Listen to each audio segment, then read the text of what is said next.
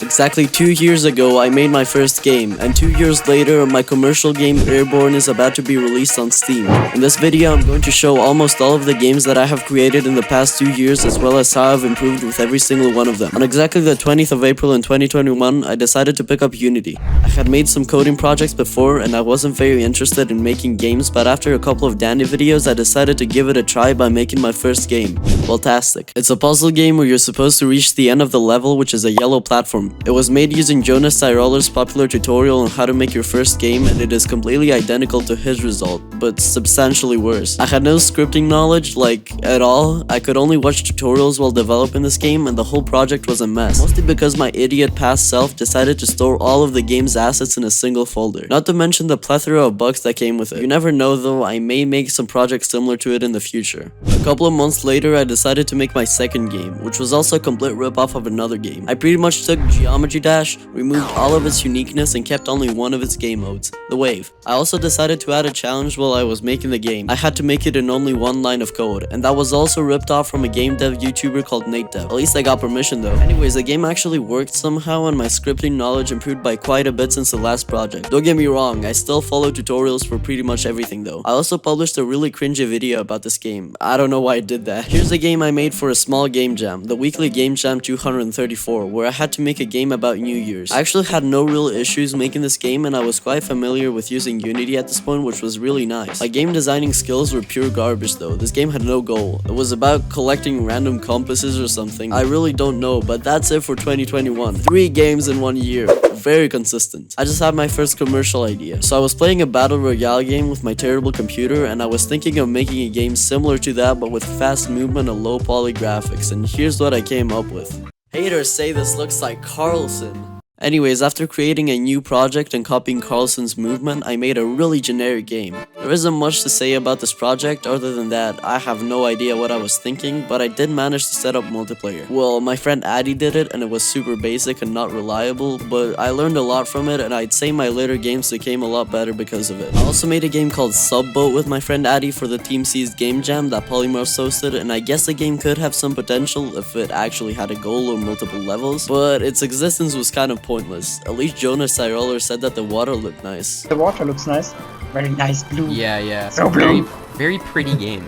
I mean, I didn't even write the water code, but that did boost my ego. This other game was meant to be a dungeon top-down shooter, similar to a game that I played when I was younger called Soul Knight, and while the code was very bad as I didn't really know how to make a weapon system, I still had a lot of fun making it, and I would love to revisit it in the future. Not really sure why I abandoned it. I also did some game jams with my friend xdev. I made a game called Spotlight in about 6 hours, where you had to stay inside of a light that was constantly moving while a bunch of enemies were shooting at you. The game has a pretty decent concept, but it could have been executed better. It did have quite a lot of polish, which I think has carried on to my future game jam games as well. I also made a game called Don't Stop in an Hour, where a bunch of obstacles come at you and you have to dodge them without standing still, and it's a pretty fun game, especially with a movement constraint. I then tried to make a multiplayer Pong game because indie developers love to remake old arcade games and crank that bloom up, and well, there isn't much to say, it's Pong. The multiplayer is pretty alright. There were a few bugs though, but it was a pretty alright attempt at remaking Pong. I also made a pretty horrendous track for this game.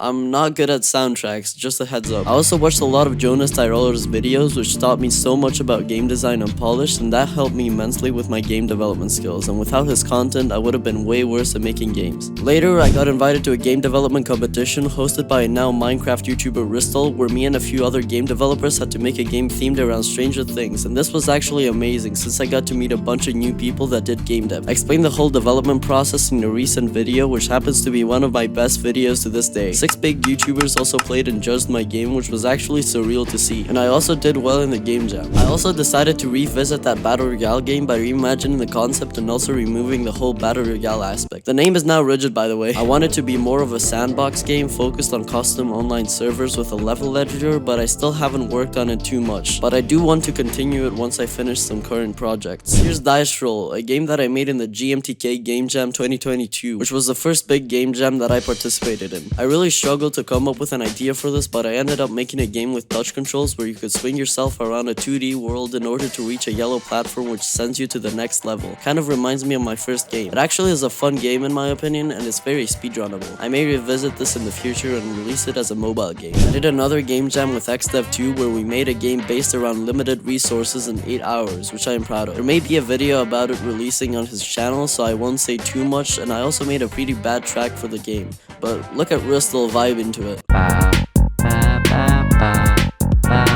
After all these games, I thought it was time to work on my first commercial release, which is my current project. I can't say too much about it right now because I'm working on a video about the whole process, but I did release a trailer on my YouTube channel and it should be releasing this season, which is something. It does feature custom levels and Steam Workshop though, so stay tuned. All in all, making games is fun and I have a bunch of projects that will be announced soon. Also, archive your projects. Trust me, that will be fun to look back at and procrastinate in the future. I stole the sentence out of Jonas's video, by the way. The games mentioned in this video aren't all of the games that I've made, as I don't want the video to be an hour long. I made a bunch more games and prototypes, but they aren't too interesting. By the way, most of the games that I mentioned can be downloaded in the description. I also have a bunch of plans for future games, including revisiting a couple of discontinued projects that are mentioned in this video, as well as exploring new genres such as tower defense, because why not? Wishlist Airborne on Steam. Game will be free. Thanks for watching.